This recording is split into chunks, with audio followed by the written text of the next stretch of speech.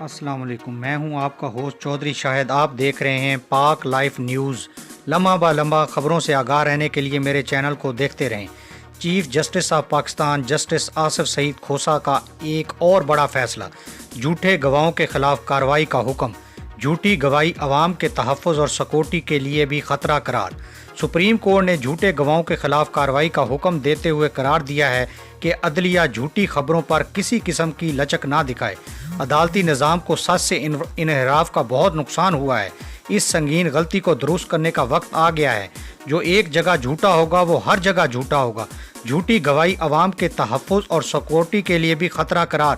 Supreme court نے registrar office کو فیصلے کی کاپی تمام ہائی کورٹس اور ماتحت عدلیہ کے ججوں کو بھیجنے کا حکم دے دیا ہے۔ اس فیصلے میں قرآنی آیات کا بھی حوالہ دیا گیا ہے۔ Chief justice of Pakistan justice Asif Saeed Khosa نے جھوٹی گواہی سے متعلق 31 صفحات پر مشتمل فیصلہ تحریر کیا، جس میں لکھا ہے کہ عدالت اس نتیجے پر پہنچی ہے کہ گواہ نے جھوٹی گواہی دی تو اس کے خلاف فوری کارروائی کی جائے گی۔ یاد رہے، اس سے پہلے بھی چیف جسٹس آف پاکستان نے پورے پاکستان کے لیے ماڈل کورٹس کا قیام ضلعی سطح پر قائم کرنے کا فیصلہ دیا تھا، جس سے عوام کو انصاف ان کے گھر کی دہلیز پر ملے گا۔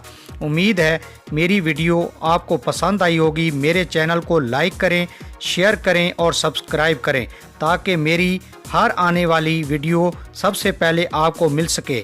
ملتے ہیں نئی ویڈیو کے ساتھ۔ اپنا خیال رکھیے گا۔ اللہ حافظ۔